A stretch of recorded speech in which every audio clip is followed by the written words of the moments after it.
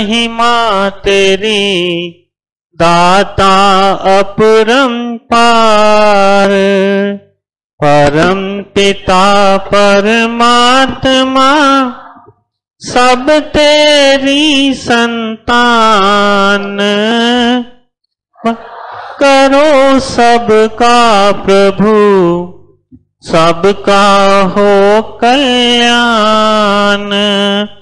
भला करो सबका प्रभु सबका हो कल्याण।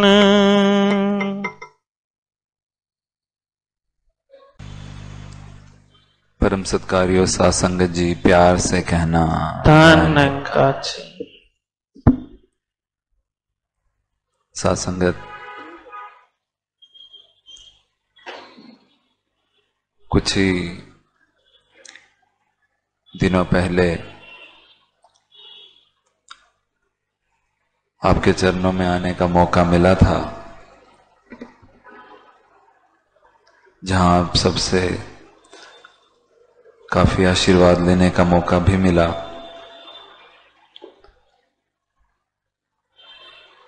उसके बाद दिल्ली के लिए रवानगी हुई और फिर वहां से बॉम्बे। फिर जब फिर से आने का मौका मिला तो कुछ इस तरह हुक्म हुआ कि हुजूर का टूर चल रहा था, उसी में ज्वाइन कर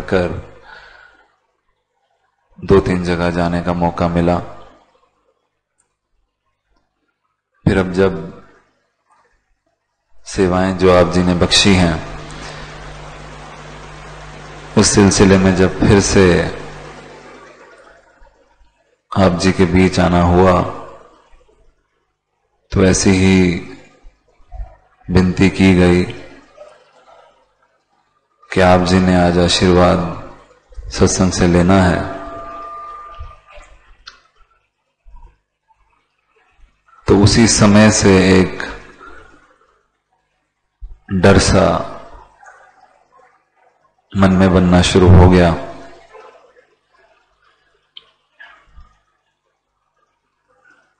वो डर इसलिए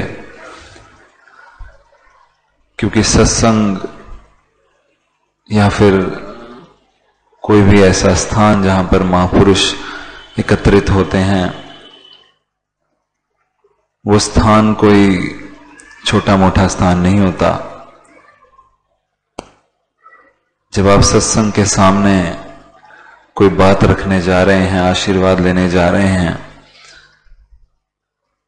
ये अपने आप में एक बहुत बड़ी बात होती है। इसलिए वो डर भी मन में कहीं ना कहीं पनपने लगा। और अब जब आप के बीच आने का मौका मिला, तो जहां इस बात की खुशी कि सत्संग दातार ने कृपा करी है कि सत्संग करने का मौका मिल रहा है, साथ ही साथ ये बात भी जहन में चल रही कि दातार कृपा करना, ये बात हमेशा मन में बसी रहे कि हाँ, जो भी नमस्कार होती है या सत्संग जिसको भी नतमस्तक होती है, वो गुरु को ही हो रही होती है। ये स्टेज गुरु की ही है और किसी की नहीं। इस पर मैं का कोई स्थान नहीं है। कहीं मन में भाव आ जाए कि मैं आज इतना बड़ा हो गया, जैसे कि अभी महापुरुष बोल भी रहे थे कि यहां पर खड़े होकर बोलना फिर भी बड़े आसान है। दास के मन में बात आई कि कहीं पर भी खड़े होकर बोलना तो आसान है, लेकिन उसको पचा पाना बहुत मुश्किल होता है। ये बात समझ पानी कि ये बोल मुझ पर कृपा हुई है कि दातार ने मुझे सेवा दी है कि मैं कर पा रहा हूं। कभी बहुत सूक्ष्म तौर पर ये बात मन में कहीं ना कहीं घर कर जाती है कि ये मेरे भाव थे, किसी को सुनकर जो खुशी हुई वो मेरे भावों की वजह से हुई, मैं बहुत बड़ा बन गया हूं। तो स्पीकर के मन में ही ये बात आ जाती है, तो स्टेज की तो बात ही और है। तो आप जी कृपा करना कि जो जिस ध्यान से सेवाएं बनी हैं, जिस ध्यान से हर महापुरुष इस गुरु के स्टेज पे बैठे, वही ध्यान दास के मन में भी बख्शना। और सत्संग जहां से शुरुआत हुई कि सत्संग की एक अपनी महत्ता है। कई बार मन में आ जाता है कि मुझे सत्संग बहुत मिल रही है, संडे को तो मैं चला ही जाऊंगा, और पूरे हफ्ते में भी कई मौके बन जाते हैं जहां पर जाकर मैं सत्संग कर पाता हूं। तो ये अक्सर दुनिया में देखा गया है, लॉ ऑफ नेचर है कि जो भी चीज मुझे ज्यादा मिलती है, मन में कहीं ना कहीं उसकी कीमत गिरनी शुरू हो जाती है। सिंपल लॉ ऑफ मार्केट है कि किसी भी चीज की अगर सप्लाई बढ़ जाती है तो उसके रेट्स गिर जाते हैं। अगर डिमांड कम है और सप्लाई ज्यादा है तो उस चीज के रेट गिरेंगे ही गिरेंगे। महंगाई का दौर चल रहा है, हम सब जानते हैं कि आज किसी प्याज का मूल्य पूछ लें या फिर और भी कई पदार्थ हैं जो इतने महंगे हो गए हैं। अगर उसके पीछे कारण जानने की कोशिश करें तो कारण यही होता है कि डिमांड बहुत ज्यादा है और सप्लाई कम है। इच्छुक लोग ज्यादा हैं उस चीज को खाने के लिए या उस चीज का यूज करने के लिए, लेकिन मार्केट में उसकी सप्लाई ही बहुत कम है। जितना प्याज जितने लोग चाह रहे हैं उनके घर में आए, लेकिन जो मार्केट में प्याज की सप्लाई है वो बहुत कम है, तो उसकी कीमत बढ़ेगी ही बढ़ेगी, उसकी वैल्यू बढ़ेगी ही बढ़ेगी।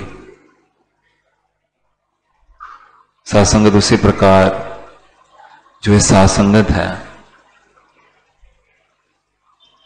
अगर उसकी कीमत मैं चाहता हूं, उसकी वैल्यू मैं चाहता हूं कि मेरे जिंदगी में बढ़ी रहे, तो हर वक्त मेरे अंदर सत्संग की डिमांड हाई ही होनी चाहिए।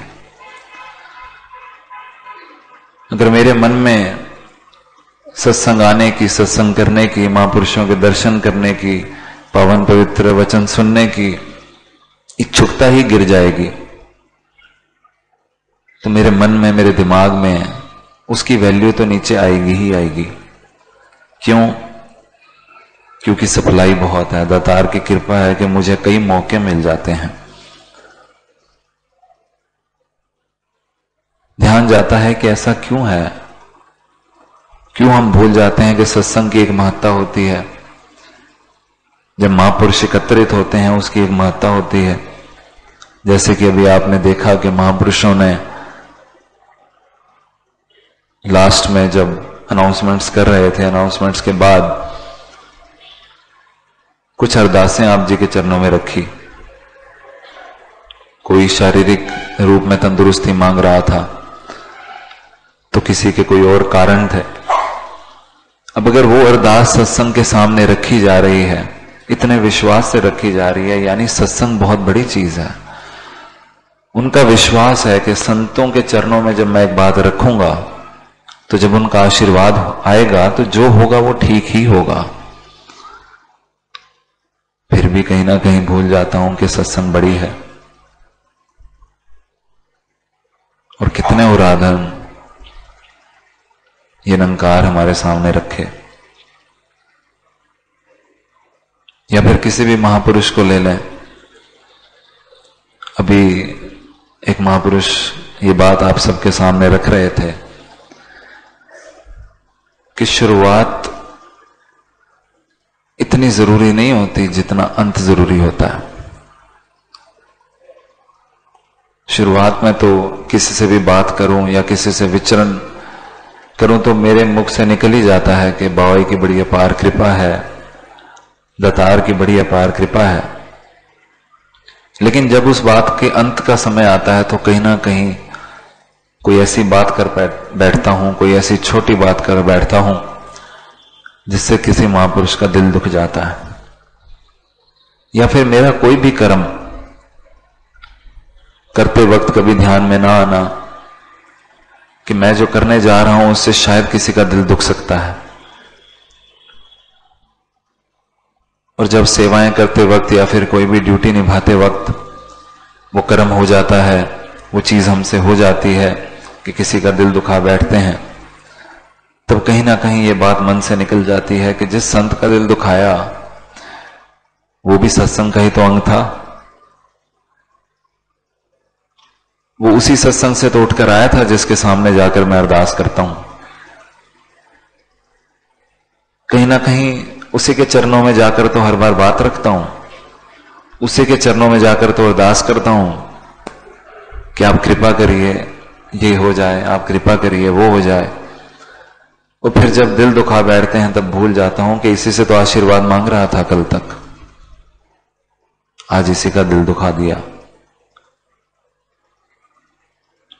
सत्संग की महत्ता, जैसा दास ने पहले भी कहा, कहीं ना कहीं फिर गिर जाती है, भूल जाता हूं। हम सब जानते हैं कि कितने साल दातार की कृपा रही कि हमें राजमाता जी के चरणों में बैठने का मौका मिला। समय समय पर कितनी ही बातें थी, वो भक्ति की हों, समर्पण की हों, विश्वास की हों, जो वो मां समय समय पर हमें सिखाती चली आई।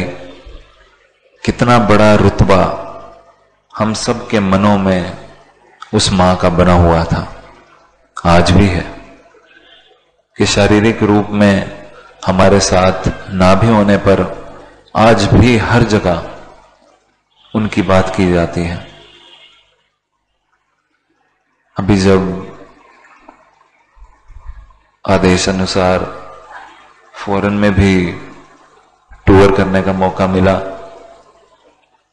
तो वो जो 2 महीने, 2-2.25 महीने की जर्नी थी, या फिर उससे पहले भी दिल्ली में कुछ संगत हो या फिर इंडिया में कई सत्संग हुजूर के साथ ही करने का मौका मिला, तो एक चीज जो हर जगह, हर विचार में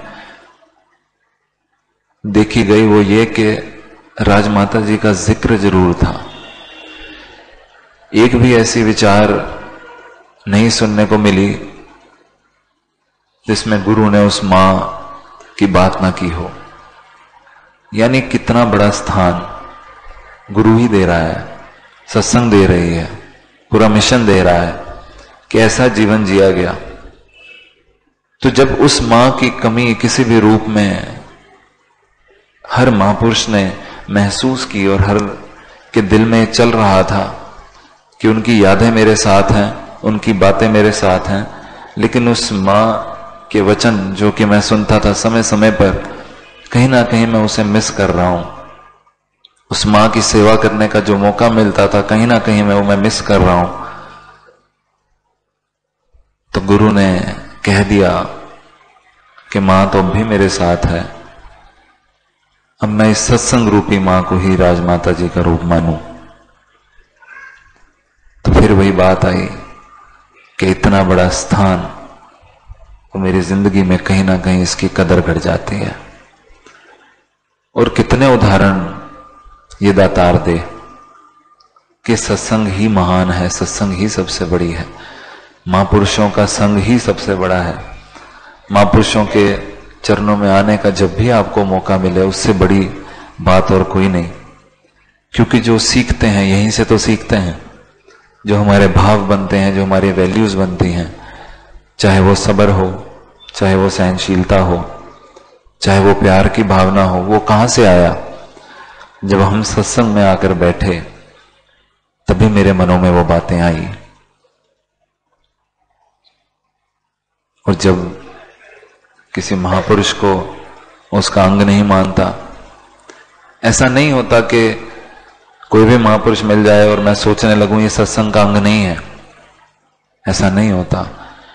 कोई ऐसा कर्म हो जाता है, किसी की कोई ऐसी बात मेरे नजर में आ जाती है और फिर वो प्यार घटना शुरू हो जाता है।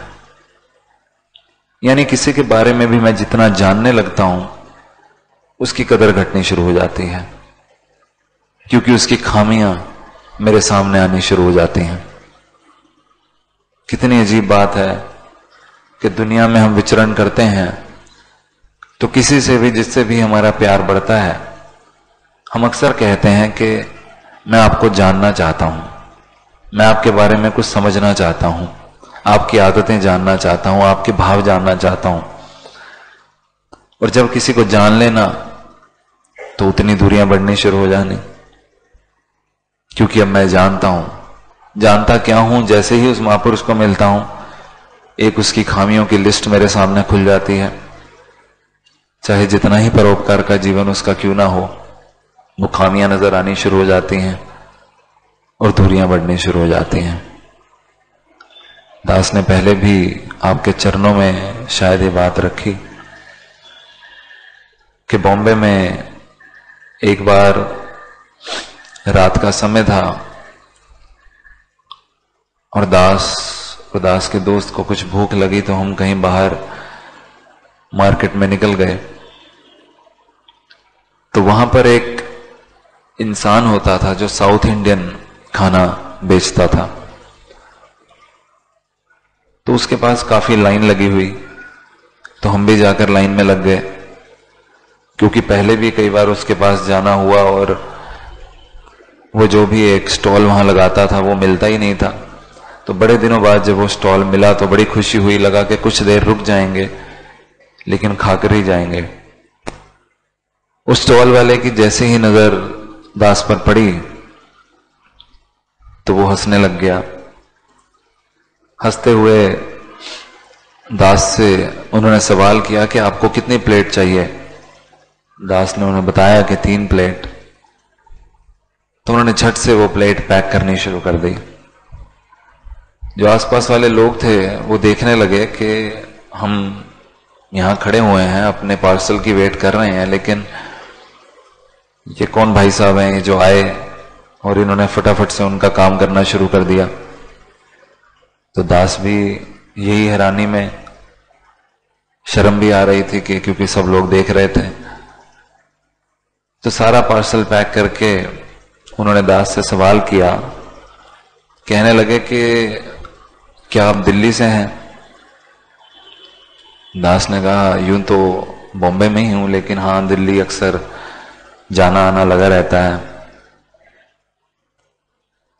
कहने लगे अच्छा। दास ने पूछा नहीं कि आपने ऐसा सवाल क्यों किया?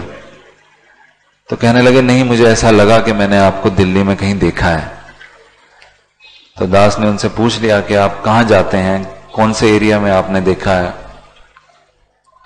तो कहने लगे नहीं, एक दिल्ली में जगह है बुराड़ी रोड, वहां पर हमारा समागम लगता है तो हम हर साल जाते हैं। मुझे ऐसा लग रहा है कि मैंने आपको वहां आसपास कहीं देखा है।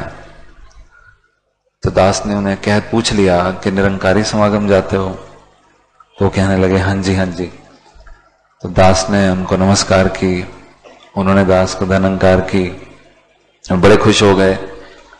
कहने लगे महापुरुषों, मैं 3-4 बार आपको यहां पर आता देख चुका हूं, 1-2 बार आप खाली भी चले गए। तब से मेरा ध्यान लगा हुआ कि कहीं ये महापुरुष तो नहीं है, क्योंकि श्योर तो नहीं था। तो उसी शर्म में कितने महीने तो मैं आपको पूछ ही नहीं पाया। आज पता नहीं क्यों रुका ही नहीं गया और दिल करा कि मैं आपको पूछ लूं। तो जितना दास खुश हो रहा वही उतने वो महापुरुष भी खुश हो रहे, हंसते हंसते बातें करी जा रहे हैं। और जो बाकी लाइन लगी वो देख रही है कि ये क्या हो रहा है। इतने में वो अपने मदर को ले आए, अपने ब्रदर को ले आए, थोड़ा साइड में जाकर निरंकार की बातें करने लगे, सतगुरु की बातें करने लगे, बड़े खुश आशीर्वाद मांगने लगे। दास ने ऐसे ही उनसे पूछ लिया कि ये स्टॉल कब से चला रहे हो? कहने लगे कि हो गए 10-15 साल। दास ने कहा कि ठीक से गुजारा हो जाता है? कहने लगे हाँ जी, वैसे तो दातार की बड़ी कृपा है कि दास की जॉब लगी हुई है इंपोर्ट एक्सपोर्ट डिपार्टमेंट में, लेकिन रात को कुछ, क्योंकि जो मेरा ब्रदर है वो लंदन की पढ़ाई कर रहा है, तो उसकी फीस के लिए मैं रात को स्टॉल लगा लेता हूं। साधुसंग दास के रोंगटे खड़े हो गए कि ये सड़क के किनारे खड़े सामान बेच रहे और पढ़ाई जो है वो लंदन से कर रहे हैं।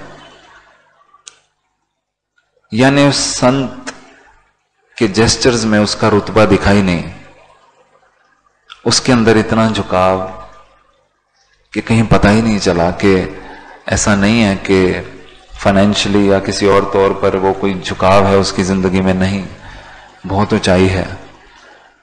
लेकिन ये सदगुरु की शिक्षा है कि वो उतना ही छोटा होकर सबसे मिल रहा है, और जहां महापुरुष मिल जाए तो और झुक जाता है और मन में भाव आ जाना कि मैं तो कुछ हुई नहीं।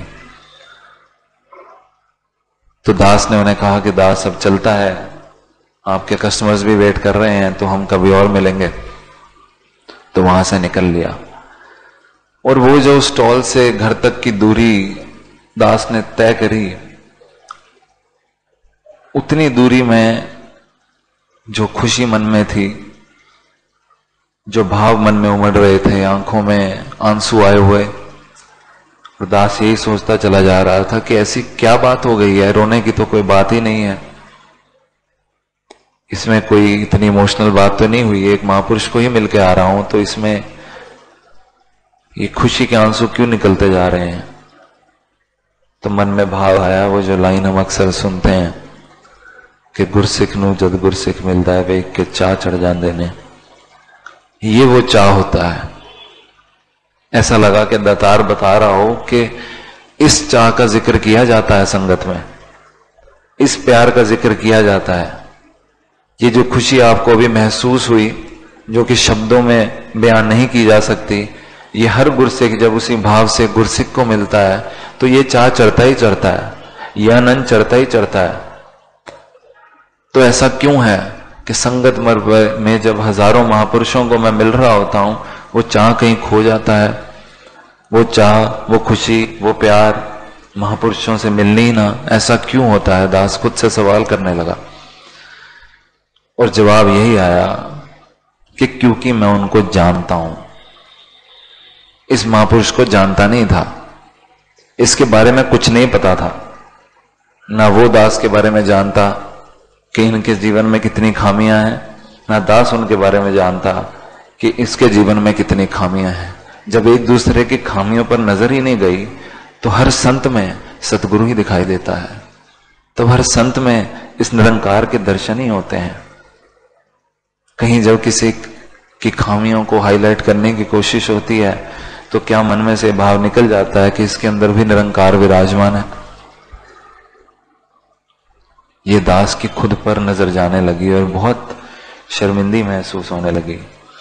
साथ ही साथ अरदास करी कि बाबा कृपा करो कि मेरी ही इच्छाएं होती हैं कि जीवन में मेरी नॉलेज बढ़ती चली जाए, मैं दुनिया के बारे में ज्यादा से ज्यादा जान पाऊं, मेरे को ज्यादा से ज्यादा बातें पता चलने लग जाएं।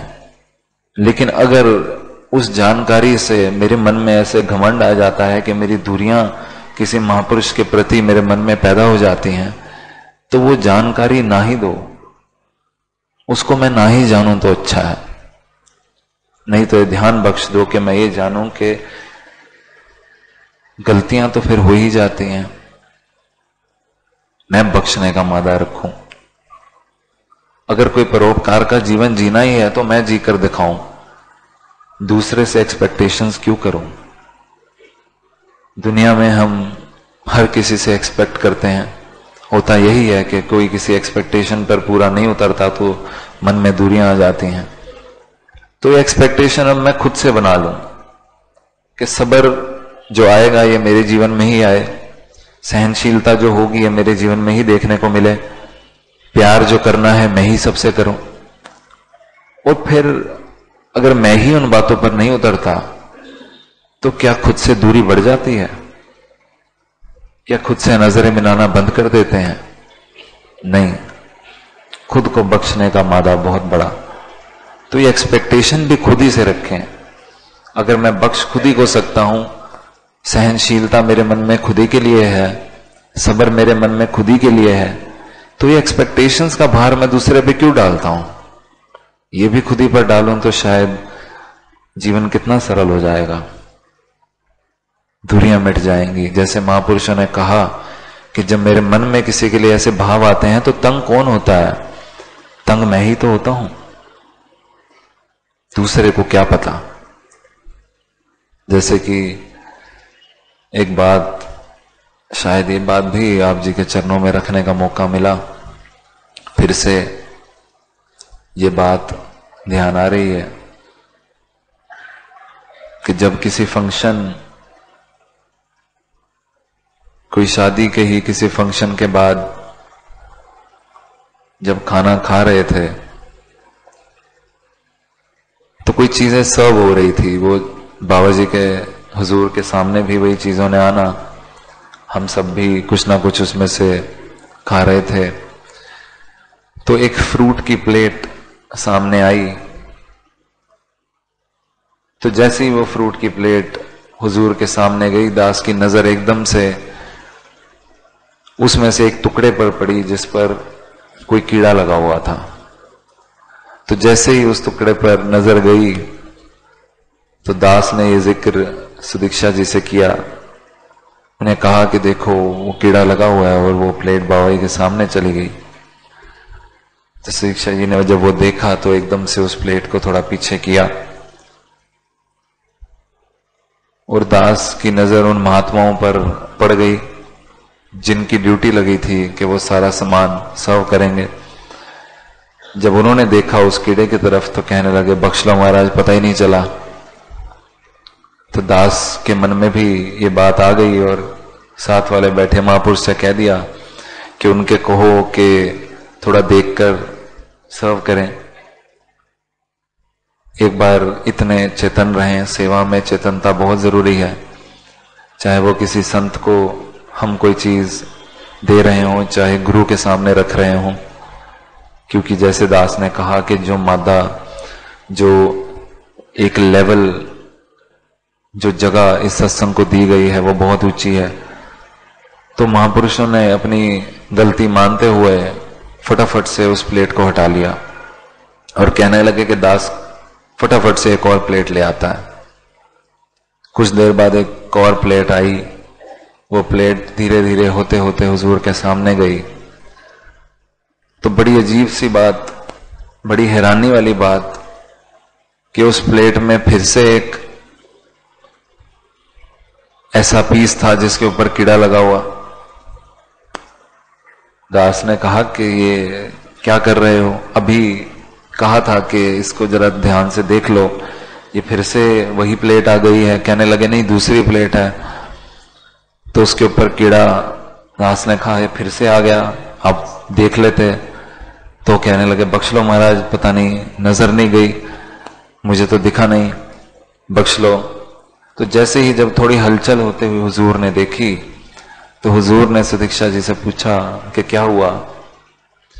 सुदीक्षा जी ने कहा कि वो फिर से एक कीड़ा एक पीस पर लगा हुआ आ गया। तो वही महापुरुषों से बात कर रहे हैं कि थोड़ा देख लेते। तो साथ संगत बाबा जी ने क्या किया कि वो टुकड़े को उठाया और अपनी प्लेट में रख लिया, और जो बाकी की प्लेट थी वो ऐसे आगे कर दी। तो एकदम से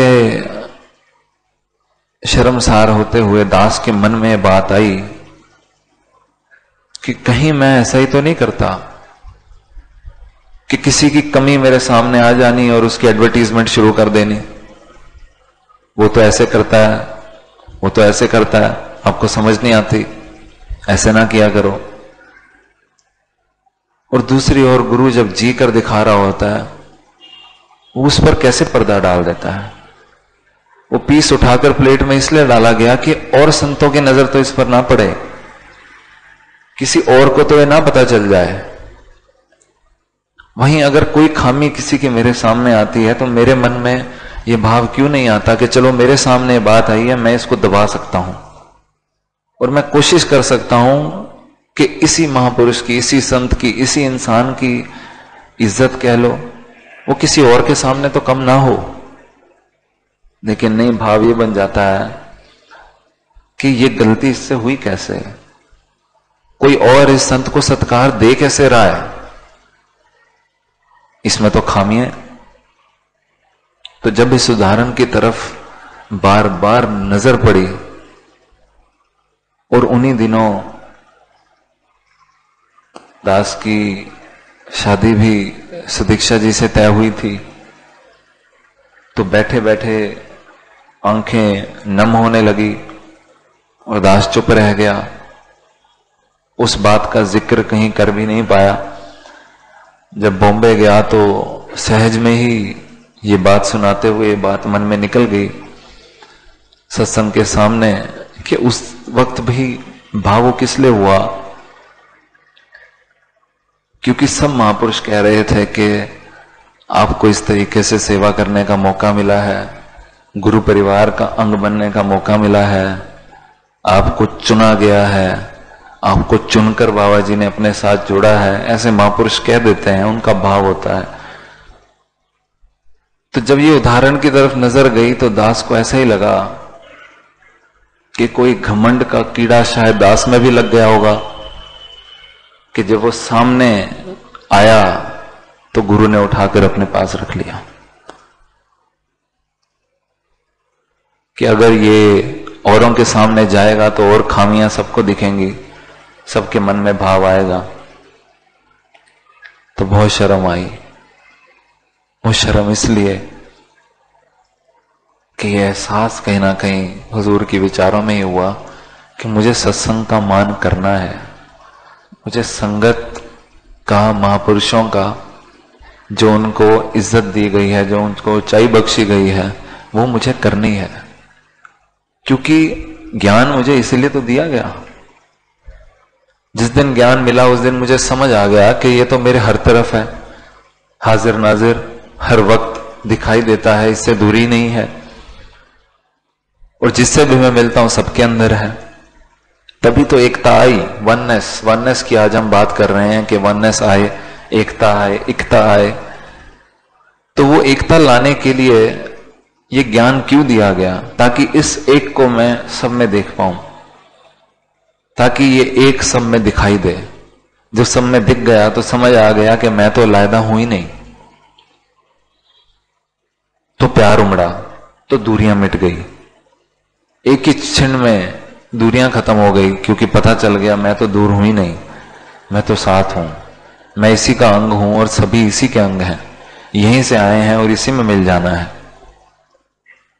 लेकिन ये दुनिया के रूल्स हैं कि इस दुनिया में जब विचरते हैं तो कई ऐसे भाव आ जाते हैं। ऐसा नहीं है भाव आ गया गुनाह हो गया, लेकिन उस भाव आने के बाद एक सीख मुझे दुनिया में मिलती है। बगैर परीक्षा हुए, बगैर कोई चीज हुए तो कोई बात वैसे भी समझ में नहीं आती। कई बार ये भी महापुरुषों के या किसी के मन में बात आ जाती है कि हम तो सत्संग भी कर रहे हैं, हम सेवाएं भी कर रहे हैं, फिर भी ऐसी परीक्षाएं क्यों आ जाती हैं कि मेरी पेशेंस का टेस्ट हो जाता है, मेरी टॉलरेंस का टेस्ट हो जाता है, मुझे सहनशील होना पड़ता है, मुझे सब्र लानी पड़ती है। तो अक्सर ये मन में भाव आता है कि ये अरदास के दातार मेरी जिंदगी में भी सब्र बख्श दे, दातार मेरी जिंदगी में भी प्यार बख्श दे, मेरी जिंदगी में भी सहनशीलता बख्श दे। ये हम सत्संग में बैठ के ही तो करते हैं। तो वो कैसे आएगा? कोई महापुरुष या कोई भी इंसान जब ये अरदास करता है कि दातार कृपा कर मुझे डॉक्टर बना दे, तो ऐसा तो नहीं होगा कि रात को सोएगा और सुबह उठेगा तो डॉक्टर बन जाएगा। उसके लिए पढ़ाई तो करनी पड़ेगी, उसके लिए टेस्ट तो होंगे ही। वो टेस्ट पास करेंगे तो मैं डॉक्टर बन जाऊंगा। वैसे ही अगर कोई घड़ी मेरे सामने आ जाती है जहां मुझे सहनशील होना पड़ता है, बजाय इसके कि मैं उस स्थिति को कोसने लगूं और सवाल करने लगूं कि मैं तो सत्संग भी कर रहा हूं, मैं तो सेवाएं भी कर रहा हूं, सिमरन भी नित्य प्रतिदिन चल रहा है, तो ये स्थिति मेरे सामने क्यों आ गई है? उस वक्त शुक्रिया भी किया जा सकता है ये सोचकर कि दातार मुझे सहनशील बना रहा है। कितनी कृपा मेरे ऊपर हो रही है कि भक्त के जीवन में एक गुण तो होते ही है और एक गुण से मुझे नवाजने वाला है। ये मुझ पर कृपा हुई है। जब किसी की गलती, किसी की खामी जहां से दास ने शुरुआत की वो मेरे सामने आ जाए तो मैं शुक्र करूं कि दातार ने मुझे ये ड्यूटी बख्शी है कि तू सहनशील हो जा, तू पर्दा डाल इस पर और कोशिश कर कि ये बात तेरे जीवन में भी ना आए और उस महापुरुष के जीवन से भी निकल जाए, बजाय इसके कि उस पर गुस्सा आ जाना, उसने गलती कर कैसे दी। ऐसी साथ संगत छोटे छोटे छोटे कारण बन जाते हैं कि मैं धीरे धीरे संगत से, महापुरुषों से नजर चुरानी शुरू कर देता हूं, उनसे दूर आना शुरू कर देता हूं।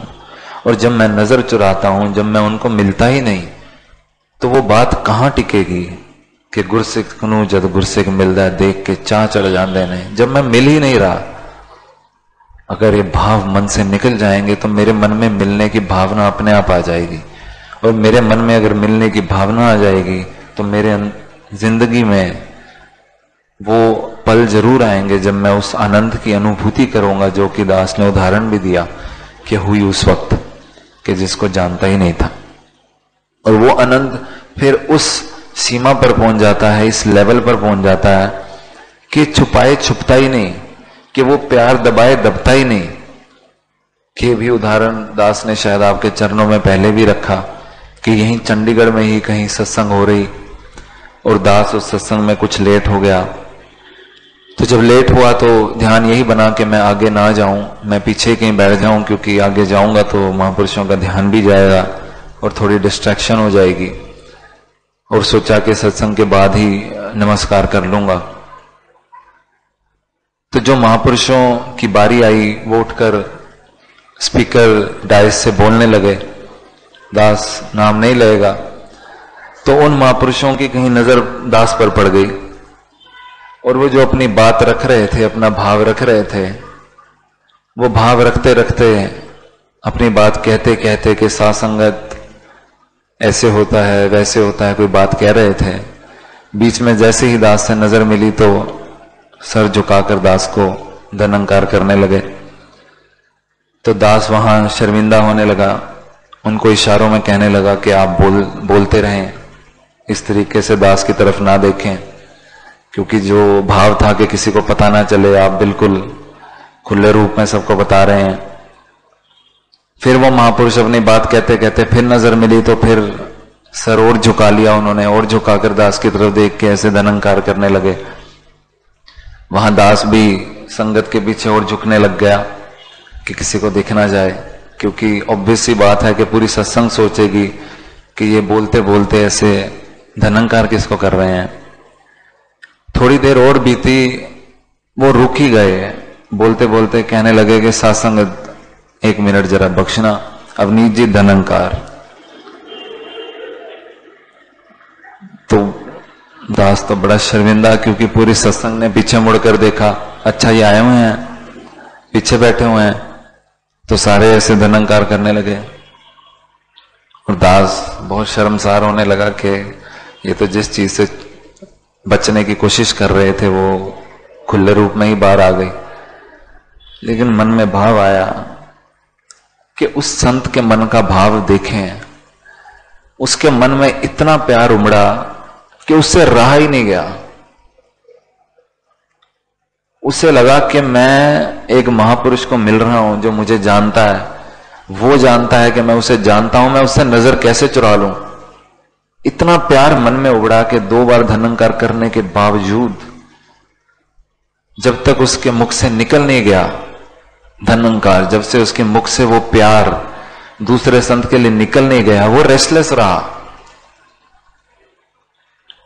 दास सोचने लगा, क्या मेरे साथ ऐसा होता है कि मैं भरी मार्केट में किसी को देख लूं, उससे नजर चुरा लूं और रात को आकर नींद ही ना आए, कि मैं उसको धनंकार नहीं कर पाया।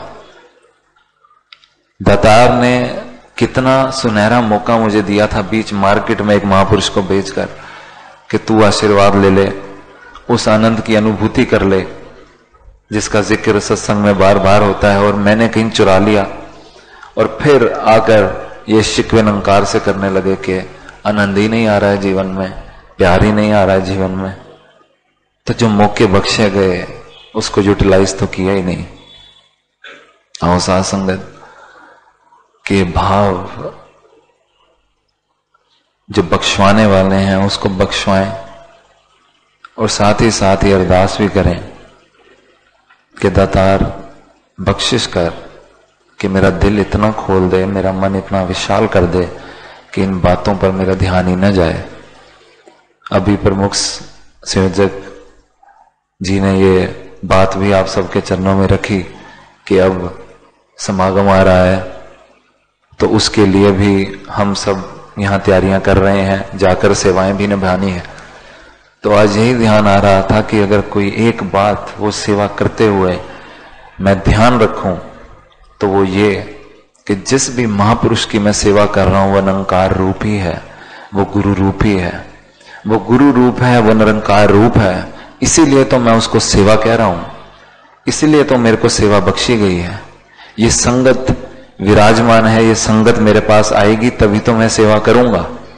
अगर कैंटीन की बात ले लें, ये संगत कैंटीन में चलकर आएगी तभी तो मैं सेवा करूंगा, तभी तो मैं सेवादार कहलाया जाऊंगा। कहीं मन में किसी भी सेवादार के कोई ऐसी बात ना आए, कोई मन में से ऐसी बात ना निकल जाए कि किसी का दिल दुख जाए।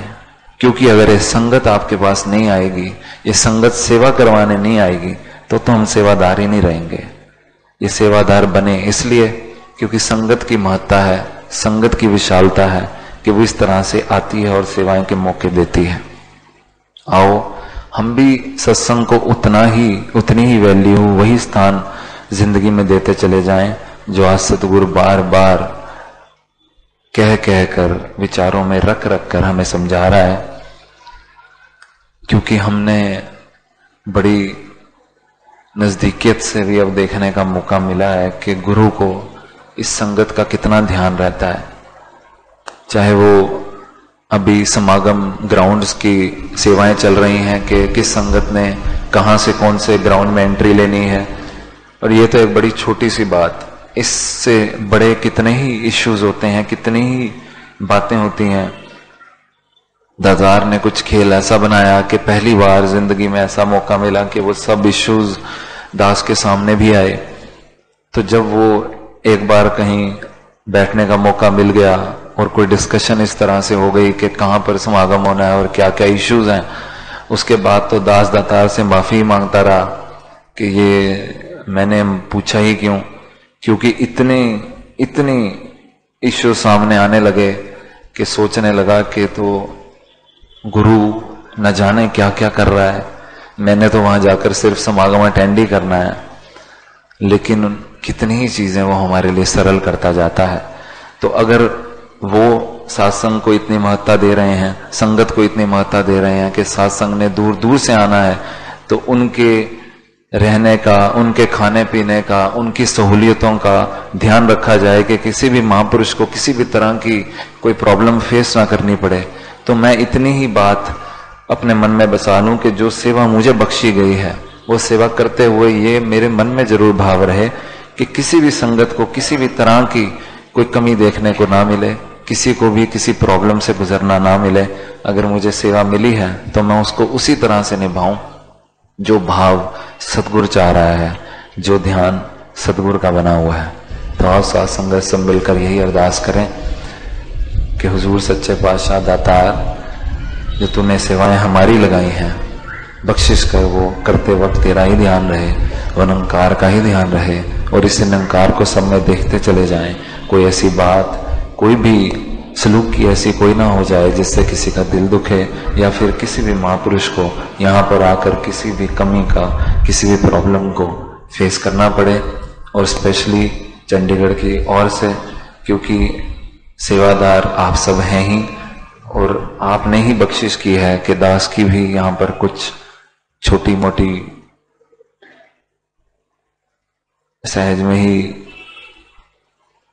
छोटी मोटी निकल गया, ध्यान आ रहा है इसको भी करेक्ट कर लूं। सेवा कोई छोटी होती नहीं, बहुत बड़ी बात होती है जब कोई सेवा मिल जाए।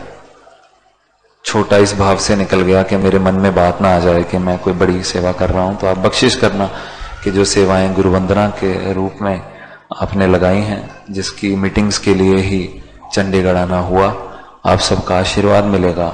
तो उसमें भी जो कमी पेशियां हमें भी देखने को मिल रही हैं वो निकल जाएंगी। और वो सेवा करते वक्त भी आप बख्शिश करना, ये बात हमेशा मन में रहे कि मैं सिर्फ और सिर्फ गुरु का काम कर रहा हूँ, मेरी कोई ऐसी लियाकत मेरे जीवन में नहीं है, कोई मेरे अंदर ऐसी कैपेसिटी नहीं है जिसका शोकेस वहां जाकर करना है। वहां सिर्फ गुरु की बात रखनी है और इसी भाव से रखनी है कि ज्यादा से ज्यादा संगत उस बात को मन में बसा कर आए, लेकर जाए। और जो भी कमी पेशी किसी को अपने जीवन में लगती है, मन में लगती है, वो दूर रहती चली जाए। और जो डेडिकेशन हम चाहते हैं कि गुरु के प्रति, निरंकार के प्रति सबके मन में आता चला जाए, वो भी आता चला जाए। साथ संगत जी प्यार से कहना दान। साथ संगत जी प्यार से कहना धन्यवाद जी। एक बहुत जरूरी अनाउंसमेंट है। बच्चे जो 10 साल से लेकर 16 साल तक की एज ग्रुप पे के आते हैं, वो बच्चे भी ध्यान दें, माता पिता भी ध्यान दें। प्रचार विभाग के मेंबर इंचार्ज सत्कारयोग बहन राज वासुदेव जी का पत्र आया है मंडल से, जिसमें अक्टूबर महीने में संयोजक लेवल पर वर्कशॉप आयोजन करने के लिए ऐसा वहां से दिशा निर्देश आया है। इसलिए चंडीगढ़ में संयोजक लेवल पर आने वाले 10 तारीख शनिवार को एक वर्कशॉप आयोजित की जाएगी, जिसका समय सुबह 9 बजे से लेकर दोपहर 2:30 बजे तक का होगा। और इसी भवन पर इस वर्कशॉप का आयोजन किया जाएगा। जो बच्चे 10 साल से लेकर 16 साल तक की एज ग्रुप में आते हैं, वो बच्चे इसमें पार्टिसिपेट करेंगे। बच्चों के इंचार्ज महात्मा